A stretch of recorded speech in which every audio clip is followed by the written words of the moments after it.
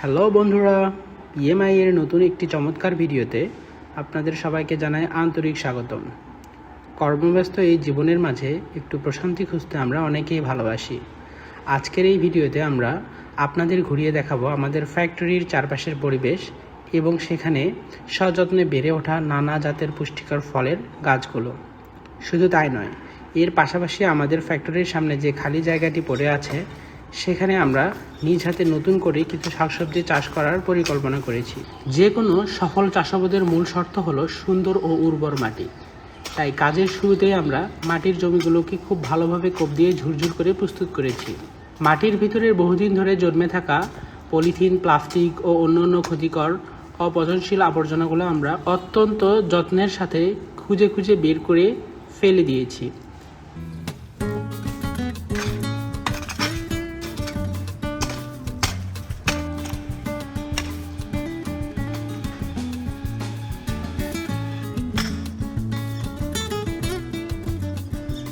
আবর্জনা পরিষ্কার করার পর একটি প্রশস্ত বেলচা দিয়ে পুরো জমির মাটি একদম সমান ও সমতল করে দেওয়া হয়েছে, যাতে বীজ ছড়ানোর পর তা সহজেই অঙ্কুরিত হতে পারে।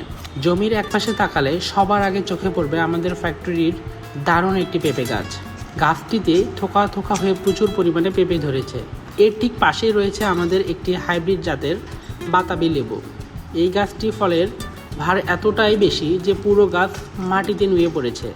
গাছের ডালগুলো যাতে অতিরিক্ত ওজনে ভেঙে না যায় সেজন্য আমরা খুব সতর্কতার সাথে দুইটি বাঁশ দিয়ে এটিকে ঠেস দিয়ে রেখেছি।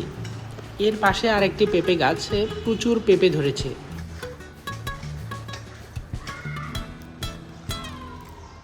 ফ্যাক্টরির চত্বরে লাগানো অন্যান্য ফল গাছগুলোও দিন দিন বড় হচ্ছে। এর মধ্যে একটি পেঁপে গাছে একটি পেঁপে হলুদ বর্ণ ধারণ করেছে। এছাড়াও আমাদের ফ্যাক্টরিতে একটি 12 মাসি আমের গাছ রয়েছে, যাতে বেশ ভালো কয়েকটি আম ধরেছে। গাছের সারির একদম শেষ প্রান্তে রয়েছে একটি সুন্দর ডালিম গাছ, যেটিতে প্রচুর ডালিম ধরেছে। এর কিছু ডালিম ইতিমধ্যে পেকে ফেটে যাওয়ার উপক্রম হয়েছে, আর কিছু এখনও কাঁচা রয়েছে। সব মিলিয়ে উদ্ভিদের এই বৈচিত্র্যময় আমাদের বেশ আনন্দ দিচ্ছে। গাছপালার পাশাপাশি আমাদের নতুন সবজি চাষের জমি এখন পুরোপুরি প্রস্তুত।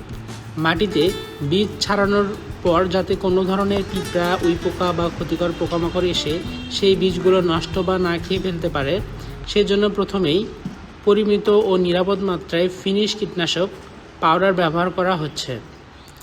এরপর আমরা একে একে পুষ্টিকর লাল শাকের বীজ ও সুগন্ধযুক্ত ধনিয়ার বীজ সুষমভাবে জমিতে ছড়িয়ে দিয়েছি।